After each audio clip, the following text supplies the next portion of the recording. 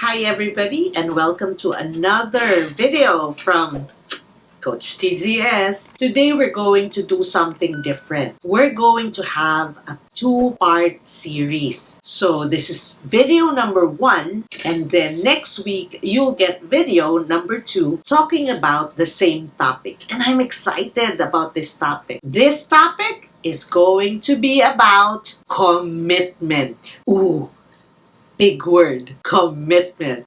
Let's look at this slide for you to understand how commitment is scary for some people. Isn't this cartoon so funny? I wonder how old these turtles are. Maybe 150 years old, and yet they still feel they're moving too fast. Why is it so hard for us to commit? Why is there so much fear? Well, my dear friends, it's because commitment has different levels.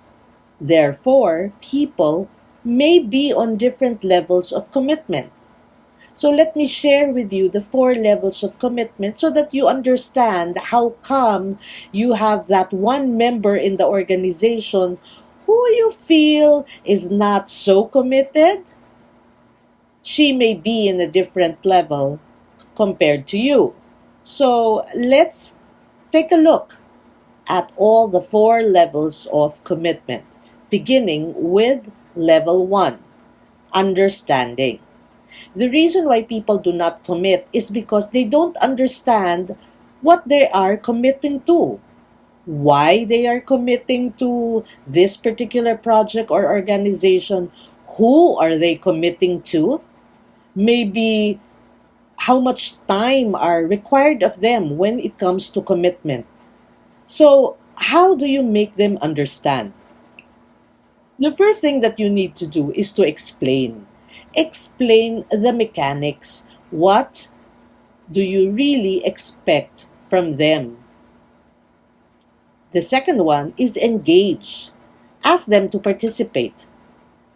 Perhaps in the project, perhaps in meetings, but let them be able to feel the time of being committed with your group or with you. Finally, evaluate. Your members, your teammates, your invitees will now evaluate if they will go beyond this expectation and commit to your organization, to your advocacy, or even to a project at work. This is the time that they will decide if they will go to level 2, which is contribution. Now, contribution usually means I give you part of my time, my talent, my courage, because what you want from me is something out of my comfort zone. I will contribute because I am motivated by an incentive that you have given me. I will contribute because I'm not alone. I have friends who are there together with me in this activity. And finally, I have no choice, perhaps because this is the company's corporate social responsibility, and we're asked to volunteer. So all this means that the person is willing to commit their time, talent, courage, incentive, I'm not alone, or CSR, if they will have time, if they have the talent, or if they're willing to, if they muster enough courage, if the incentive is good enough, remember what's in it for me, if she's not alone, and if they have no choice because they're forced to, as I've said, because it's the company's CSR. This is what we call a volunteer mentality. Now, I have nothing against the volunteers. I love them so much. But there are some people whose idea of volunteerism is also depending on the ifs. If it is convenient for them at that particular time, like right place, right timing, and perhaps right tools. And so their level of commitment is still conditional. As I've said, nothing against them. I am sure they are giving their all. Except that it is based on an if. How do you level up now? To the third one, you have got to go to the level of ownership. Now, here's another cartoon that I picked up. Please take a look at the cartoonist who drew this. If you take a look at it, I'll give you some time to read it.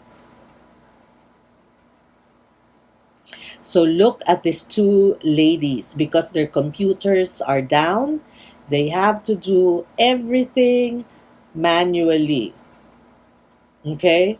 So they are, well, this is funny because actually they're playing cards, but the point of this cartoon is actually just saying that they own their work, and therefore, regardless whether the tools are not available, maybe there are time constraints, and maybe they will be asked to go beyond what is necessary, their degree of commitment has definitely leveled up to ownership. They feel they are part of the organization. Let's go to the fourth and perhaps the deepest level of commitment, evangelism. Evangelism is not all about spiritual stuff or being religious. Evangelism, when you say you are an evangelist, it means you are a brand ambassador. Whatever your product or service, your company, your organization, as I've said, your advocacy, you are the brand ambassador. It means when people see you, they see what you stand for. So you are a living, breathing brand. And that's the level of commitment that you want your members to have in your organization or employees that you want to have in your company. So the question here is, how do you level up from understanding to contribution to ownership and to evangelism? Now that will be what we're going to talk about in our next video. So there you have it. Now you understand why people don't usually commit automatically. They didn't go through the 4 stages of commitment. But the question here now is, how do I go from level 1 to level 2 to level 3 and finally to level 4? Well, that's what we're going to talk about next week. I'll see you then.